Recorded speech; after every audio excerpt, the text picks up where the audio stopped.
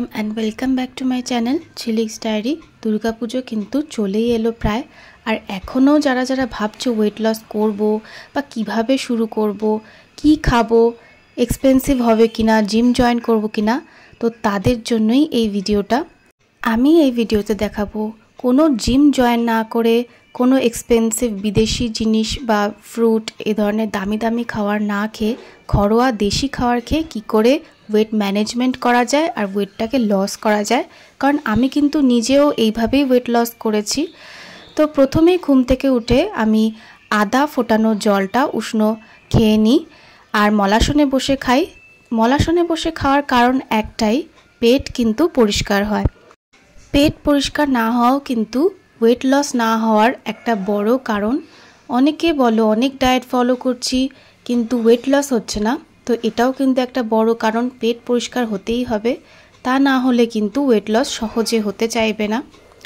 Pre workout snack দেখিয়ে দিই, almond কাজু খাই, সোকড আমন্ড আর কাজু, কখনো কখনো আবার কলাও খাই। তো যেটা যখন মনে হয় ইচ্ছা হয় সেরকম খাই। তারপরে প্রায় 45 মিনিটস আমি এক্সারসাইজ করি। আর এক্সারসাইজের মধ্যে যোগা থাকে, তারপরে বেলি ফ্যাট কমানোর এই যে এক্সারসাইজগুলো থাকে। योगाटा होच्छे आमार वेटटाके मैनेज करते साहाज्य करे। आमार वेट लस तो अनेक आगेई हये गेछे किन्तु एई वेटटाकेई आमि धरे राखते चाइ, माने ना एर थेके मोटा ना एर थेके बेशी रोगा। तो योगा आमाके एई क्षेत्रे खूब हेल्प करे और योगा बयस धरे राखतेও किन्तु खूब साहाज्य करे। तारपरे आमि एक्सारसाइज करार किछुक्षण परेई आमि स्नान करे निই, तारपरे स्किन केयार जेरकम जा करे फेली। रिसेंटली आमी मर्निंग ग्लो ड्रिंक खाচ্ছি। এটার রেসিপিটা আমি শর্টসে অলরেডি শেয়ার করে রেখেছি, চাইলে ডেসক্রিপশন বক্সে সেই ভিডিওটার লিংক দিয়ে দেব। এই ড্রিঙ্কটা এতটাই ম্যাজিক্যাল, স্কিন চুলে যেরকম হেল্প করে সেরকম কিন্তু ওয়েট লসেও সাহায্য করে, ওয়েট ম্যানেজমেন্টেও সাহায্য করে, হরমোনকে ব্যালেন্স করে, লিভার ভালো রাখতে সাহায্য করে। তো একাধারে অনেক কিছু করে। আর দুর্গাপুজোর আগে এরকম একটা ড্রিঙ্ক কন্টিনিউ করলে মেকআপ তো লাগবেই না। যাই হোক, এবার একটা ফিলিং ভালো প্রোটিন রিচ ব্রেকফাস্ট রেসিপি দেখিয়ে দিই।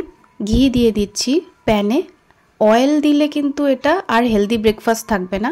তো ব্রেকফাস্টটাকে হেলদি রাখার জন্য প্যানে ঘি দিয়ে দিচ্ছি, সাথে দিলাম কালো সর্ষে আর জিরে, কারি পাতা দিয়ে দিলাম, তারপরে এরকম ভাজা বাদাম দিয়ে দিলাম, আলু কুচি দিয়ে দিলাম। বেসিক্যালি এটা একটা পোহার রেসিপি দেখাচ্ছি। তো স্বাদ মতন নুন, তারপরে প্রয়োজন মতন হলুদ, টমেটো কুচি, লঙ্কা কুচি দিয়ে দিলাম একে একে।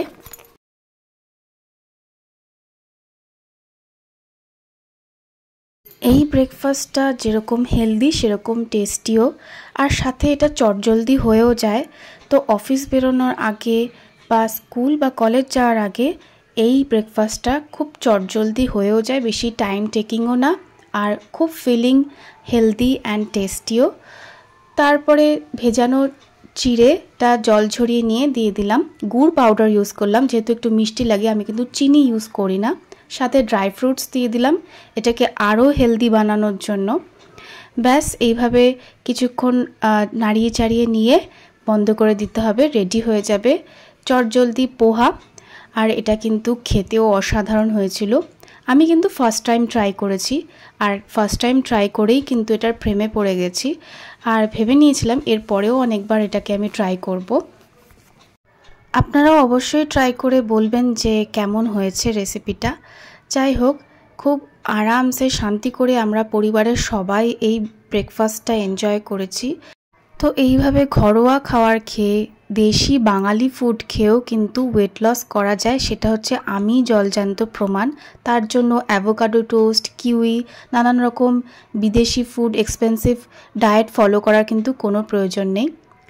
এরপরে দেখি মা রান্না চাপিয়ে দিয়েছে, আমুদি মাছের ঝাল হচ্ছে। আর যেহেতু বর্ষার সময়, তো এখন সিজনাল ইলিশ, তো ইলিশ ভাপা হচ্ছে। মেনু দেখেই আমি ছাদ বাগানে চলে গেছি। একটুখানি কাঁচা লঙ্কা নেব আর নেব লেবু। এখন যা সবজির দাম বেড়েছে, এখন ছাদ বাগান ছাড়া উপায় নেই, যা দেখতে পাচ্ছি। আর এই যে দেখুন, গন্ধরাজ লেবু দিয়ে ইলিশ মাছ ভাপা খেতে কিন্তু দারুণ লাগে। আমার মতন কারা কারা ইলিশ মাছ গন্ধরাজ লেবু দিয়ে খেতে পছন্দ করো তারা অবশ্যই কমেন্ট করে জানাবে। এরপরে একটু পাতিলেবুও তুলে নিলাম। ইচ্ছা হচ্ছিল একটু ভুট্টা খাওয়ার, আর ভুট্টা একটু লেবু দিয়ে না খেলে ভালোই লাগে না, তো তার জন্য লেবুও তুলে নিলাম। ব্যাস হালকা হালকা এবার বৃষ্টি হতে শুরু করেছে। এবার ঘরে দৌড় মেরেছি, গিয়ে দেখি রান্না রেডি হয়ে গেছে, ভাপা ইলিশ রেডি হয়ে গেছে। আর দেখুন জোরে বৃষ্টিও পড়তে শুরু করে দিয়েছে আবার।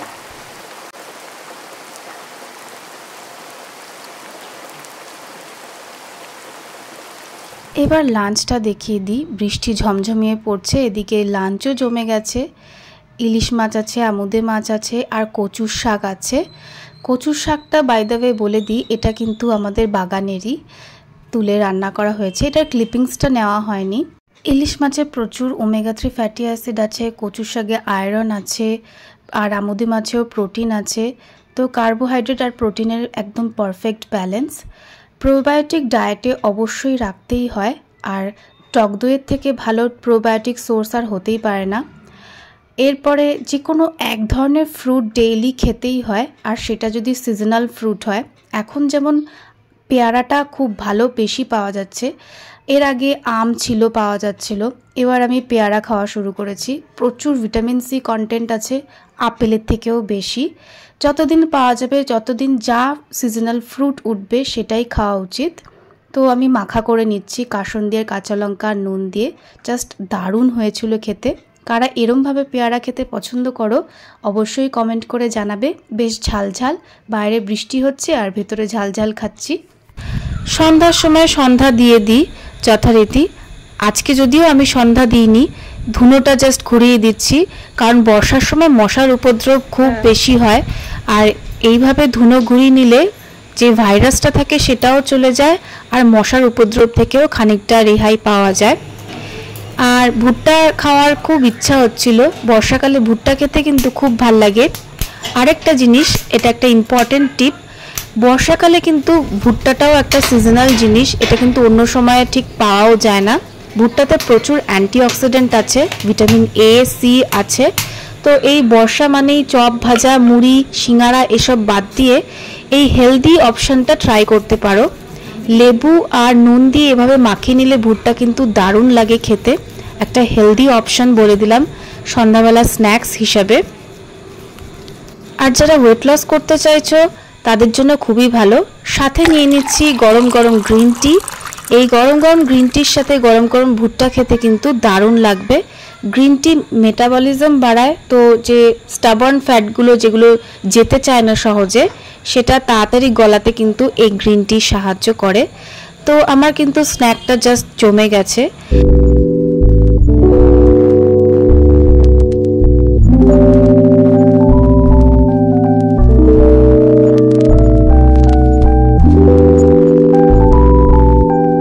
ডিনার সন্ধ্যা 8টার মধ্যে করে ফেলতেই হবে, আর যত লাইট রাখা যায় ডিনার ততই ভালো।